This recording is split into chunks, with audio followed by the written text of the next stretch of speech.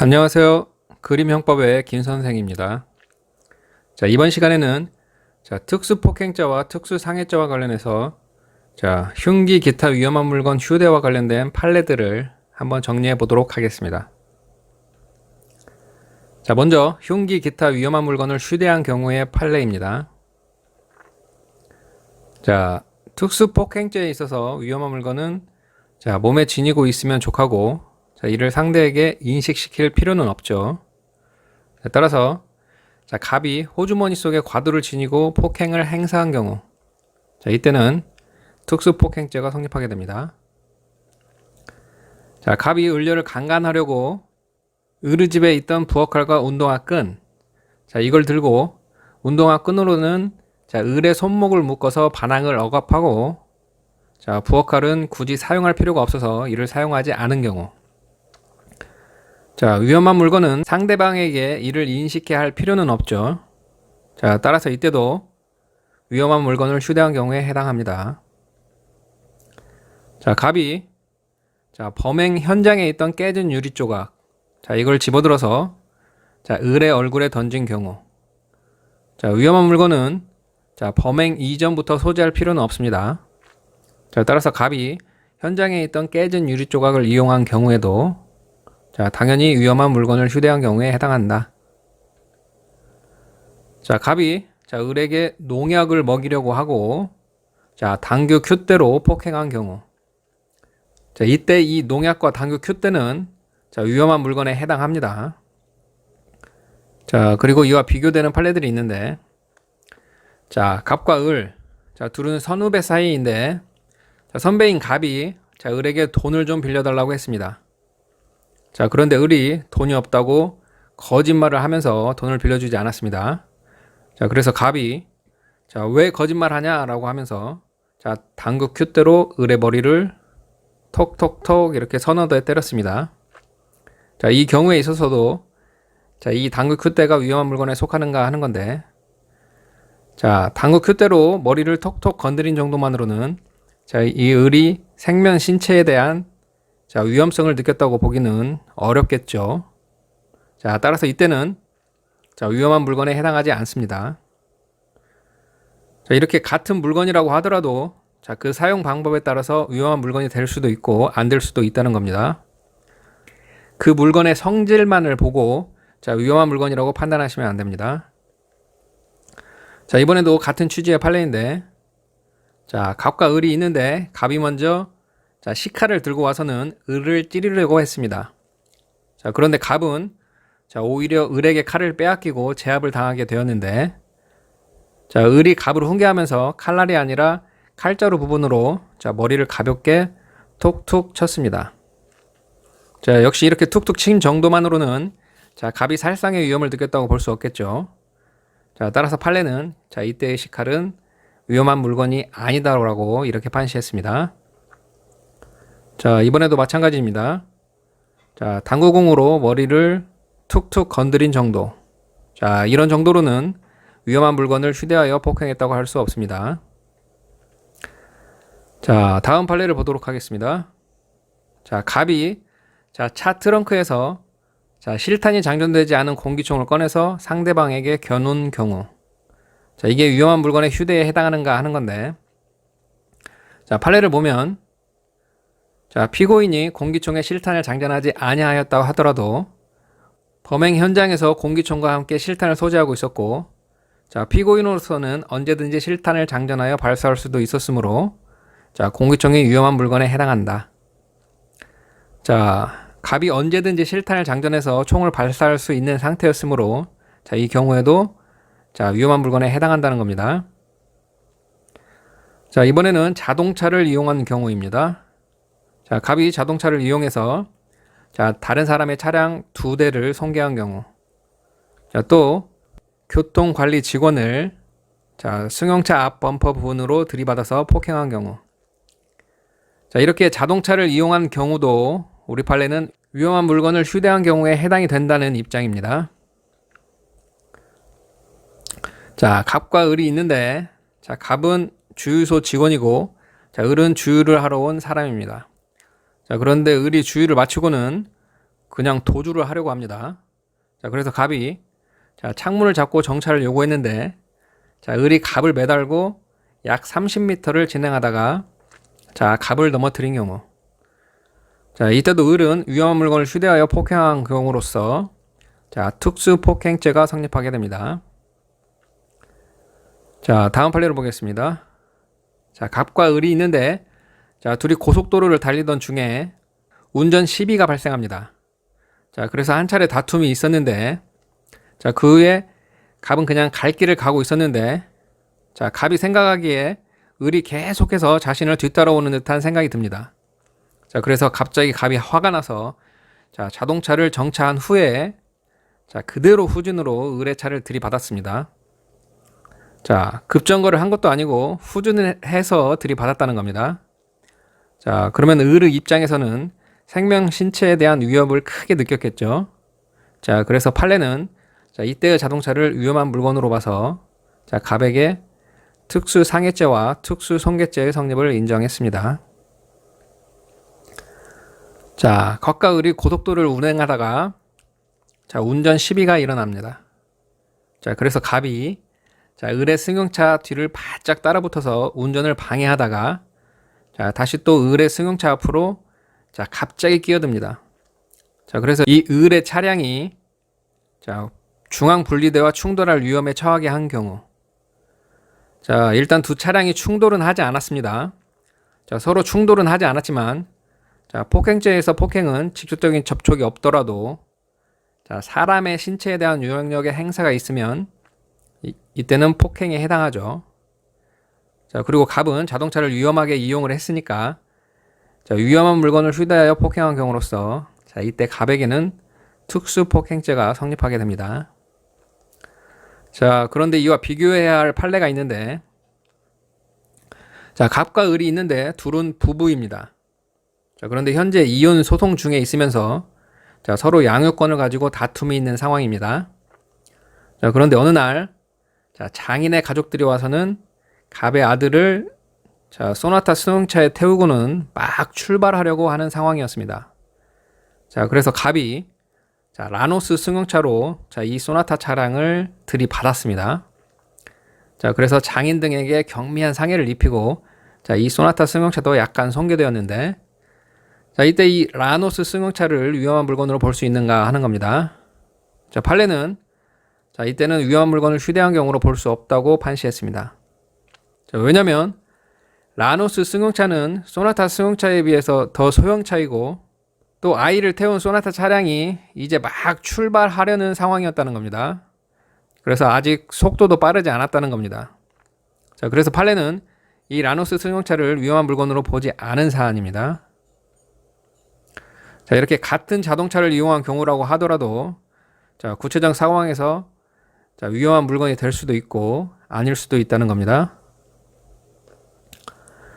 자, 이번에는 국회의원 갑이 자, 국회 본회의장 내에서 한미 자유무역협정 비준 동의안 심리를 막기 위해서 자, 최루탄을 터뜨렸습니다. 자, 이게 위험한 물건에 해당하는가 하는 건데 자, 최루탄 정도면 위험한 물건에 해당한다고 볼 수 있겠죠. 자, 우리 판례도 이를 위험한 물건에 해당한다고 봤습니다. 자, 이번에는 위험한 물건에 해당하지 않는 경우를 보겠습니다. 자, 갑이 협박 편지를 보내면서 자, 여기에 독극물인 청산염. 자, 이 청산염을 2g 동봉했습니다. 자, 이게 위험한 물건을 휴대한 경우에 해당하는가 하는 건데 자, 판례를 보면 자, 위험한 물건의 휴대라 함은 범행 현장에서 범행을 사용할 의도 아래 위험한 물건을 몸 또는 몸 가까이 소지하는 것을 말하므로 청산염 2g 정도를 협박 편지에 동봉 우송하여 피해자에게 도달케 하였다는 것만으로는 자, 유의법조에서 말하는 위험한 물건의 휴대라고 할 수 없다. 자, 이렇게 청산염을 협박 편지에 동봉해서 보낸 것만으로는 자, 위험한 것이라고 할 수 없다는 겁니다. 자, 다음 판례를 보겠습니다. 자, 갑과 을 그리고 1, 2, 3, 4가 있는데 자, 이들은 조직 폭력배들입니다. 자, 그런데 두목인 갑이 자, 이 을에게 이 A라는 놈을 좀 잡아라 라고 명령을 내립니다. 자, 그래서 을이 자, 부하 1, 2, 3, 4를 데리고 자, A의 집으로 가다가 자, 중간에 도끼와 낫을 구입합니다. 자, 그런 후에 자, 을과 일은 자, A의 집에서 50m쯤 떨어진 곳에서 이 도끼와 낫을 가지고 차에서 대기를 하고 자, 부하 2, 3, 4 자, 2, 3, 4만 이렇게 A의 집에 몰래 침입을 합니다. 자, 이때 이들에게 도끼와 낫을 휴대하고 주거를 침입한 것으로서 자, 이게 특수 주거 침입죄의 공동정범이 성립할 수 있는가 하는 건데 자, 일단 3명만 주거에 침입했으니까 자, 이 3명을 다중으로 볼 수는 없습니다. 자, 따라서 다중의 위력을 보이는 경우는 안 되고 자, 그러면 단체의 위력을 보인 경우인가 하는 건데 자, 일단 을등은 범죄단체에 소속되어 있으니까 단체에 해당하기는 합니다. 자, 그런데 단체의 위력을 보였다고 하기 위해서는 자, 자신들이 무슨 단체에 소속되어 있다는 것을 이 A에게 인식시켜야 합니다. 자, 그런데 2, 3, 4만 몰래 침입을 했죠. 자, 그럼 단체의 위력을 보인 경우도 아니고 자, 그럼 남는 건 이제 이 도끼와 낫을 가지고 50m 부근에서 이렇게 망을 본 것.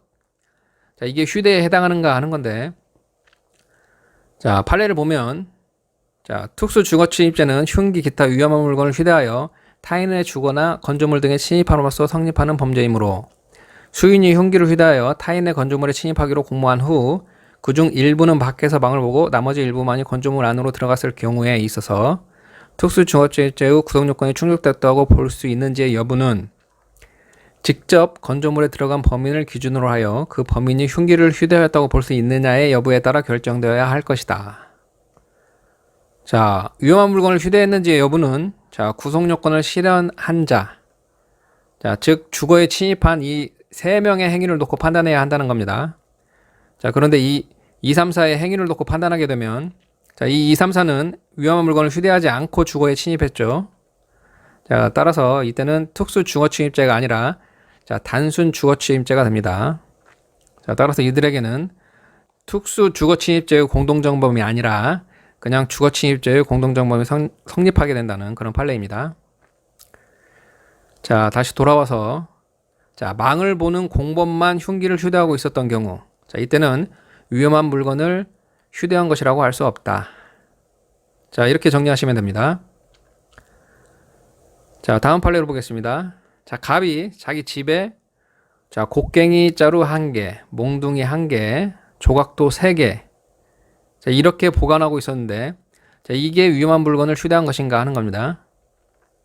자, 판례는 위험한 물건의 휴대라 함은 범죄 현장에서 사용할 의도 아래 위험한 물건을 몸 또는 몸 가까이에 소지하는 것을 말하는 것이고 자기가 기거하는 장소에 보관하였다는 것만으로는 위 법조에서 말하는 위험한 물건의 휴대라고 할 수 없다. 자, 집에 이렇게 위험한 물건을 보관하는 것만으로는 자, 휴대에 해당하지 않는다는 겁니다. 자, 갑이라는 사람이 있는데 갑이 자, 술을 먹고는 경륜장 사무실에서 소란을 피우다가 자, 소화기를 바닥에 집어 던졌습니다. 자, 그런데 자, 갑이 특정인을 겨냥해서 던진 것은 아니었고 자, 바닥을 향해 던졌습니다. 자, 이게 위험한 물건을 휴대한 경우에 해당하는가 하는 건데 자, 만약 갑이 소화기를 사람을 향해 던졌더라면 이걸 위험한 물건이라고 볼 수도 있겠죠. 그렇지만 갑은 소화기를 바닥에 던졌다는 겁니다. 자, 그래서 판례는 자, 이때의 소화기는 자, 위험한 물건이 아니다라고 이렇게 판시를 했습니다. 자, 버섯을 채취하기 위해 칼을 가지고 산으로 가다가 타인의 주거에 침입한 경우 자, 또는 마약사범이 범죄 현장에서 버리려고 자, 비닐봉지에 넣어둔 칼을 들고 있다가 자, 경찰관에게 체포된 경우 자, 이 두 경우는 자, 위험한 물건을 소지하고 있기는 하지만 자, 범행에 사용하기 위해서 소지한 것은 아니죠.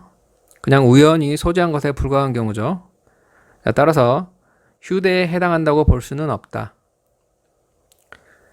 자, 갑과 을이 있는데 자, 갑이 먼저 자, 쇠파이프로 자, 을의 머리를 구타합니다. 자, 그래서 을이 자, 마침 현장에 있던 강목으로 갑의 허리를 구타한 경우 자, 이때 을이 사용한 강목이 위험한 물건에 해당하는가 하는 건데 자, 판례는 을이 강목을 사용하게 된 동기와 쇠파이프와의 관계 등에 비추어 이 강목은 위험한 물건이 아니다라고 판시를 했습니다.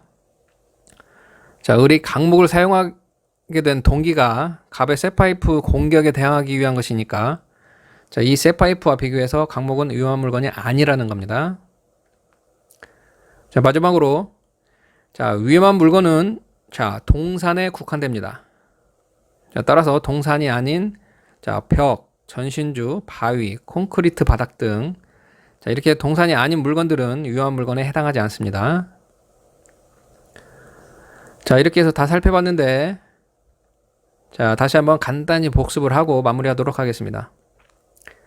자, 폭력행위 당시 호주머니 속에 지니고 있었던 이상 위험한 물건을 휴대한 경우에 해당이 되고 자, 범죄 현장에 있던 유리조각 자, 부엌칼을 굳이 사용할 필요가 없어서 사용하지 않은 경우 자, 농약을 먹이려고 하고 당구 큐대로 폭행한 경우 자, 이거는 다 위험한 물건의 휴대에 해당이 되죠. 자, 그런데 이와 비교해서 거짓말을 하기에 당구 큐대로 가볍게 서너 대 툭툭 친 것, 그 다음에 훈계하면서 칼자루 부분으로 툭툭 친 것, 자, 그리고 마찬가지로 당구공으로 머리를 살살 툭툭 친 경우 자, 이 경우는 위험한 물건의 휴대로 볼 수 없다. 자, 그리고 공기총에 실탄을 장전하지 아니하였다 하더라도 자, 위험한 물건에 해당이 되고 자, 자동차를 이용하여 다른 사람의 차량을 손괴한 경우 그리고 승용차 앞 범퍼 부분으로 들이받은 경우 그리고 자동차를 후진시켜서 충격한 경우 그리고 차량의 옆으로 바짝 밀어붙여서 중앙분리대와 충돌할 위험에 처하게 한 경우 자, 그리고 피해자를 차량에 매단 채 약 30m를 진행한 경우 다 위험한 물건을 이용한 경우에 해당이 된다. 자, 그런데 이와 비교해서 아들을 차에 태워가려는 것을 제지하는 과정에서 소형 승용차로 충격한 경우 자, 이때는 위험한 물건으로 볼 수 없다. 자, 그리고 국회 본회의장 내에서 최루탄을 터뜨린 경우 자, 이때의 최루탄은 위험한 물건에 해당한다.